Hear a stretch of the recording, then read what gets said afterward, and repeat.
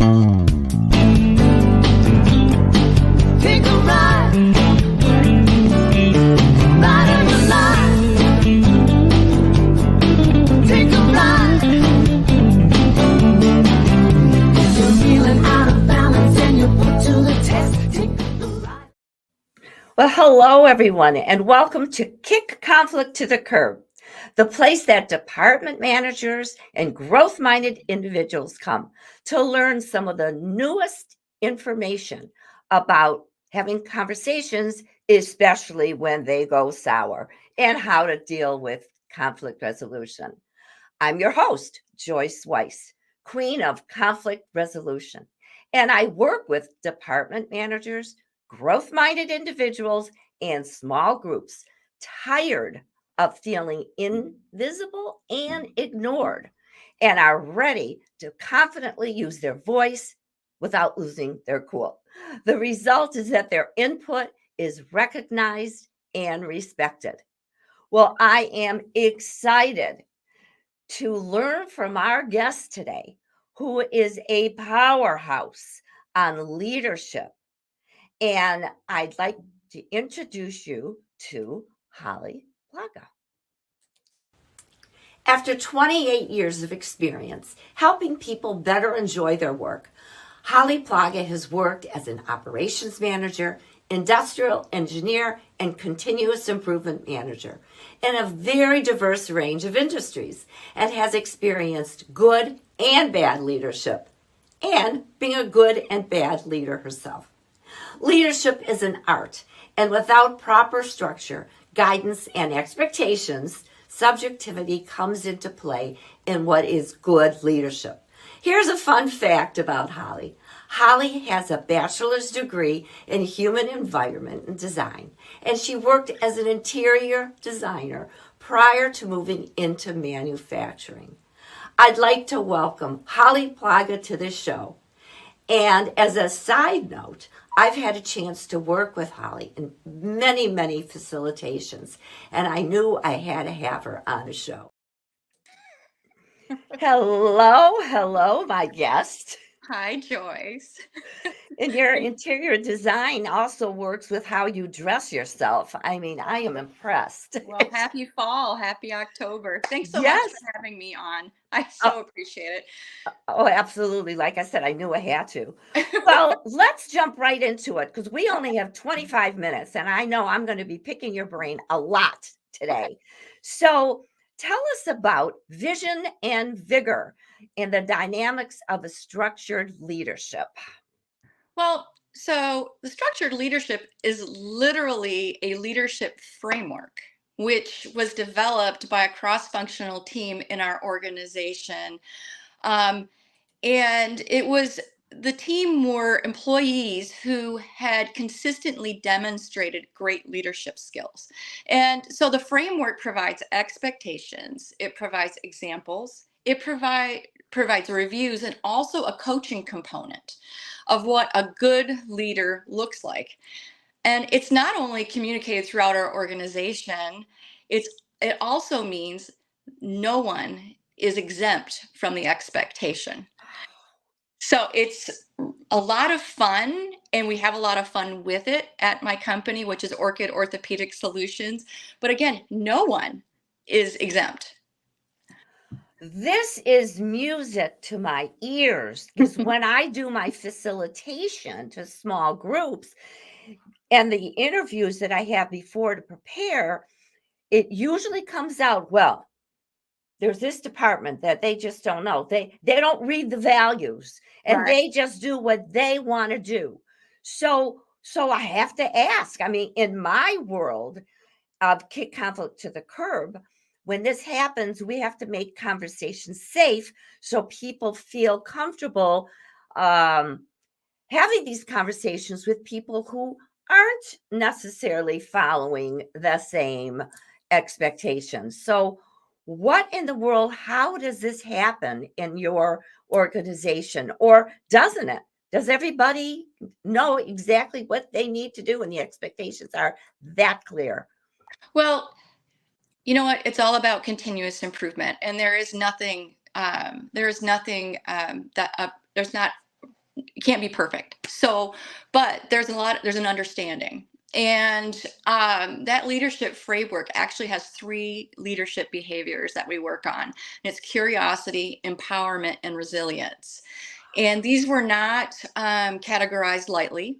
Again, used a cross-functional team, everyone from a person on the commercial team to folks that are supervisors on the floor, or folks that are actually the ones who own our business, is the folks that actually make our product. So if you think about it, when you're coming into an organization or you come into a meeting, everyone has a story. And that story is what shapes our leadership, how we lead. And it's also important to understand that mirror fallacy. And this is one of the things that I, made the assumption I thought everyone thought the same way I did. Mm-hmm. So not everyone thinks alike, and then therefore they don't lead alike. So in my role as a global continuous improvement at Orchid, these 3 leadership behaviors basically help me encourage people to have brainstorming, collaboration, and humility, and actually it helps them with their voice, like you said. So curiosity is my favorite word. Me too. No wonder why we get along. We are so curious. We both are, folks. Yeah. So curiosity, it sounds so basic and so easy. I am doing a facilitation in a couple weeks, and I'm going to be bringing up the curiosity coaching questions to these department managers, because many of them still think the way you used to, Holly. Well, everyone thinks the way I do. Right. And you, thankfully, realize that that isn't true. And the curiosity, I love that that's one of your values. Mhm. Curiosity gets us out of trouble. Every single Sure does. quote that whether it's Harvard Business Review or my coaching resources, when you're curious, instead of saying why or you're not following expectations, Right. curious, what's going on with you now, or whatever. Curious, I know you know what I'm talking about. So thank you for that. Now, how have you used some of these strategies from this framework? Because I know you like using the word framework. Yes. Well, it truly is a framework. When we talked about the curiosity, the empowerment, and resilience, of course, underneath that are several guidelines. There are several ideas on how to work with your teams and how your teams work with you. So an example is emphasizing there's not one right way. Giving the team the availability of time and safety to solve problems and not just avoid the obstacles. And so the idea is, whether as a team is working together, whether they succeed or fail, and whether I know they're going to succeed or fail, which frankly, that goes back to humility and being resilient to allow the team to learn and grow. So, again, asking questions like, what do you think is going to happen? What's your hypothesis? What did happen?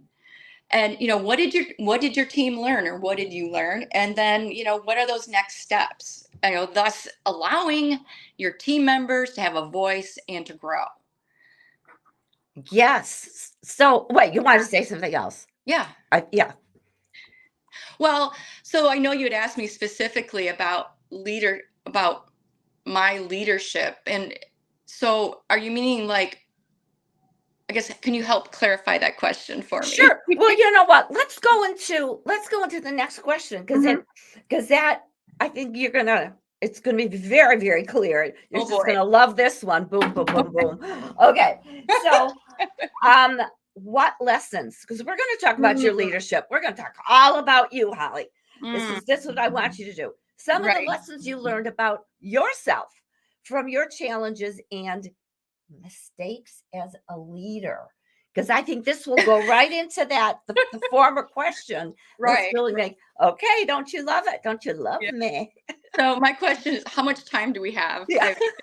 I've made so many mistakes. And I think one of the biggest and most profound aha moment was when I realized I didn't like the way I was leading. Mhm.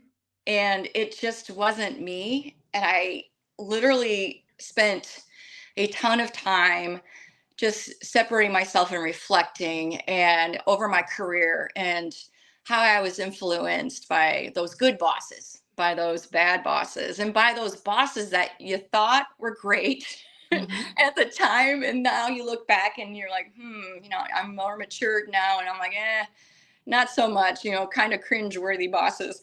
So I think everyone's been through that in their career For sure. and been exposed to, good and not so good bosses. But what I recognized is that um, the true test of a boss is when they're under stress and Mm.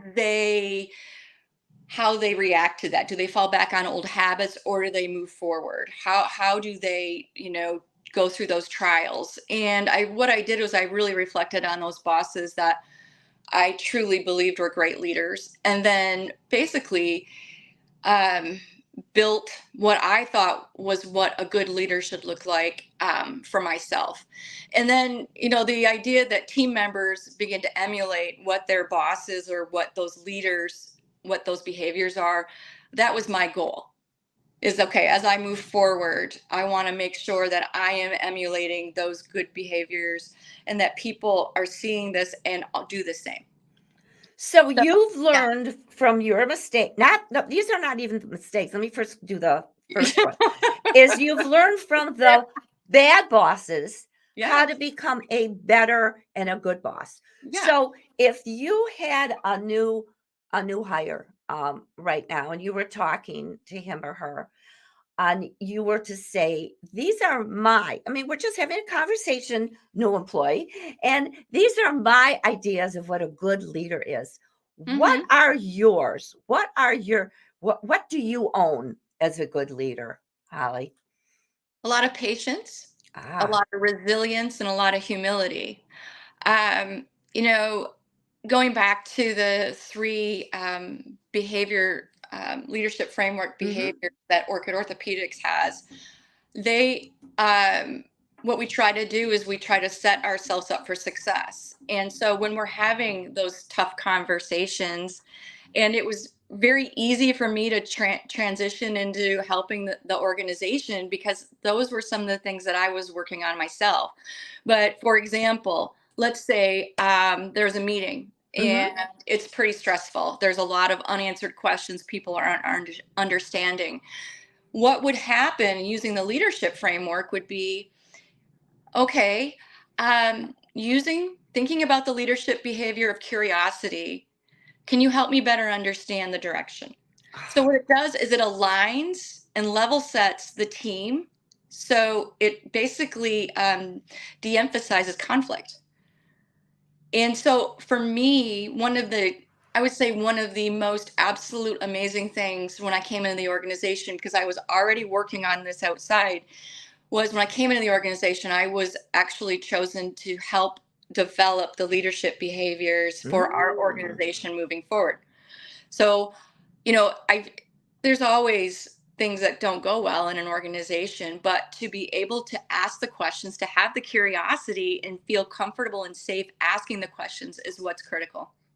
And what happens from this, again, this is what I preach when I there's 5 strategies in the Weiss communication success plan. And one of them is called verbal aikido. Mm, And what to do to make sure that you don't make the other person defensive. And right. what you've just discussed is it's not necessarily verbal aikido where it's you instead of pushing, you pull away, but it's the beginning of it. And that's what your curiosity did. It does not create conflict, folks. Aren't you glad you're watching this? Either live stream or later on at home. It does not create conflict. You just said that, Holly. And Right. please, I need to ask you again to reemphasize what I just said, because there are still so many leaders who don't understand that their behavior is causing the conflict. Oh, Joyce, you just said that. I sure did, because they're not aware. They're not aware. All they have to do is change. It's not easy to change communication, but No. please help me say what I just said in your own words, the importance of making sure the other person feels heard and they don't feel attacked. Right. Well, one, you have to let them say their say. And it goes back to that resiliency too. And just because you're thinking of it doesn't mean it needs to come out of your mouth, is another skill that not everybody has. I know I didn't always have it. Mhm. But going back to resiliency, and we talk about continuous improvement, focus on the process, easy on the people, hard on the process. And typically, someone is upset or having a concern due to a process issue. And if it is a personnel issue, of course, you're still going to want to listen to them, help better understand, but ask curious questions. And again, I don't mean to keep promoting Orchid's leadership framework, but I'm going to, because I truly believe in it. And not all organizational values, not org are a lot of organizations have values, but they're more wallpaper. And I truly believe that Orchid is going in the right direction with Yes. this. We're in manufacturing. It's not the easiest profession, and there's a lot of passionate people.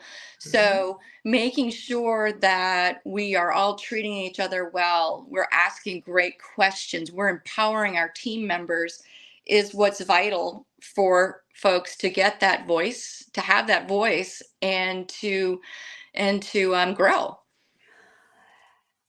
And I'm going to piggyback on what you just said. I Okay. had an interview yesterday with a department head who really got it. If he was part of this conversation, he would be part of this conversation. He'd say, yes, Holly, yes, Joyce. He really got it. And when he said this to me, I just said, there you go.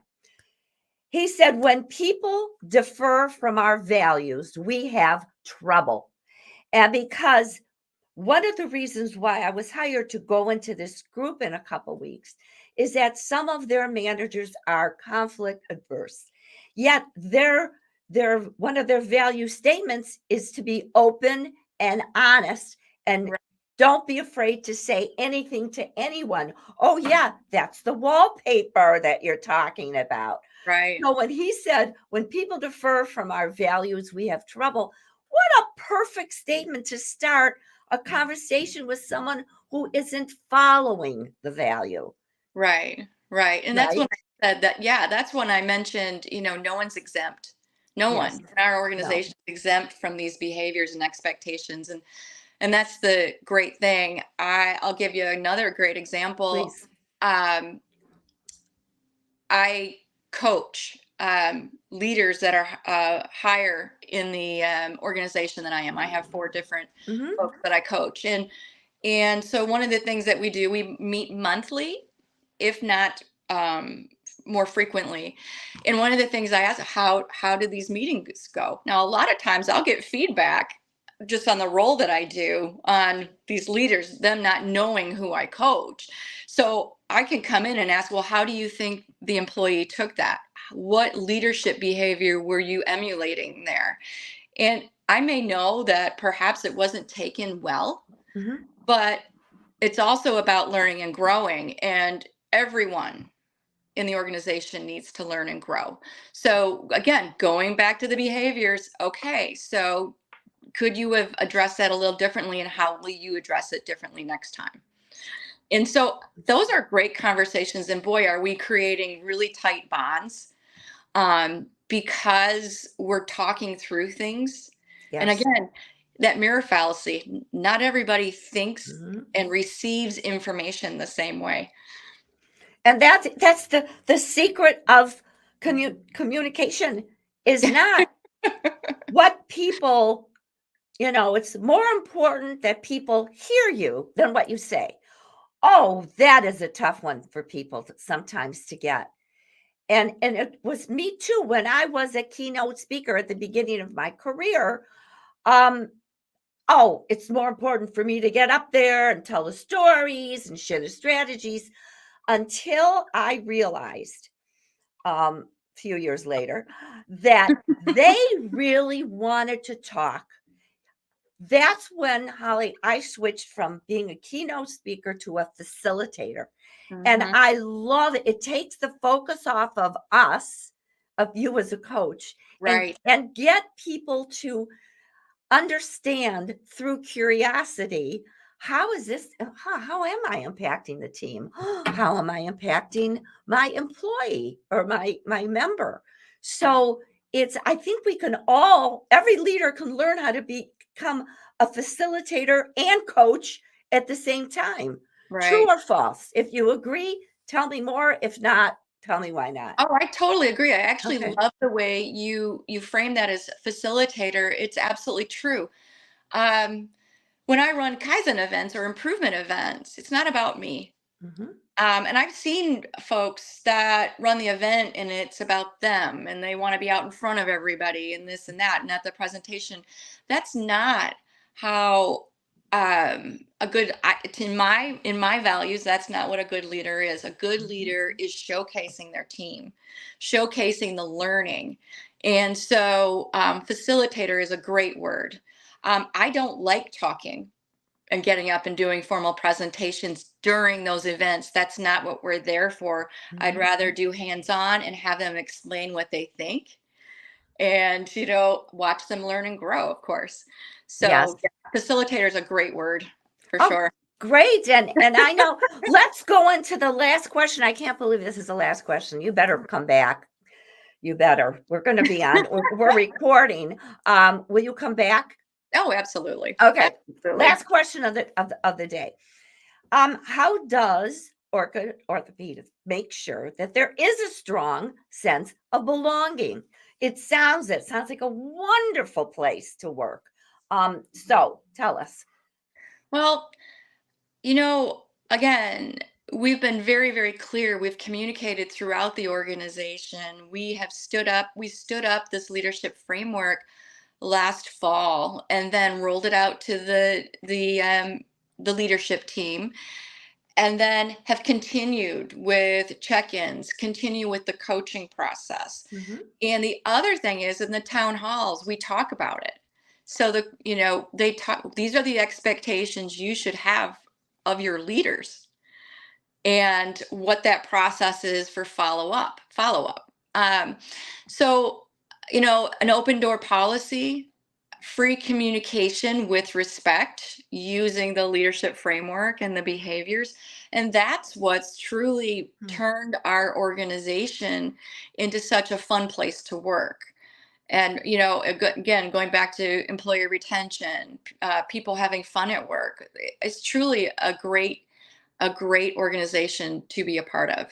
So having fun at work. Oh, isn't that It's unusual? an interesting concept, isn't Yeah, it? some of the people watching are saying, "What does that mean?" So Yeah. give us if you don't mind, what kind of things do you do there, um, to make sure that it is a place where people want to come, where it is fun? Do you have events, or how do you make it fun? Well, sure. We have lots of events, cookouts. When I Good. facilitate, I bring in, well, for lack of childhood toys, Play-Doh, Mhm. Legos, things that you and I, fidget spinners, things that you and I probably played with when we were kids. Mhm. And, I getting adults to sit down and to start collaborating using tools like that is a lot of fun. But Yes. also, fun comes in respect and respect for each other. And when you know the expectations, you walk in with confidence, and you can walk away saying, what, I really enjoyed my day to day. We maybe we weren't successful in hitting our targets, but my team is behind us, or my team is with me, or I'm with the team, and I know we're going to succeed. Not every day is a perfect day, and it's all about continuous improvement. Continuous improvement and smiling at the same time. Hi, what a good way to end this conversation. Not end, we will continue. Well, thank you so much again for being such a great guest. Oh, thanks again for having me, Joyce. It was really a pleasure. Absolutely, to be continued. So I do hope that you enjoyed your time as much as I did with Holly. And if you would like to figure out how to have conversations with people, even when they go sour, I have a treat for you. If you go to kickconflicttothecurb.com and you're going to grab your free communication assessment. Again, that's kickconflicttothecurb.com. And you'll want this because, like Holly said, you will go to work and have a good time because the drama will be reduced. You will no longer feel invisible because your voice is heard and you feel confident using your voice without losing your cool. And for those of you who are ready to take the next support with me, and or if you've already taken the Kick Conflict to the Curb assessment, send me an email because I've opened up 5 complimentary slots for us to have a discovery call. And what you're going to get from this discovery call is clarity on one of your challenges, how to go from here to where you want to be and to work on the gap, and a really easy plan for you to execute this. It's 30 minutes. I really enjoy these phone calls, so please do come. And if you want to connect, there's my LinkedIn, and please go to youtube.com/Joyce Weiss, because that's where we have over 250 videos. And this video is going to be there also. So until next time, I absolutely love doing this show because I get such great comments afterwards. And when I have guests like Holly Plaga, it just makes my day. So thank you so much for joining us. And remember, you get what you tolerate.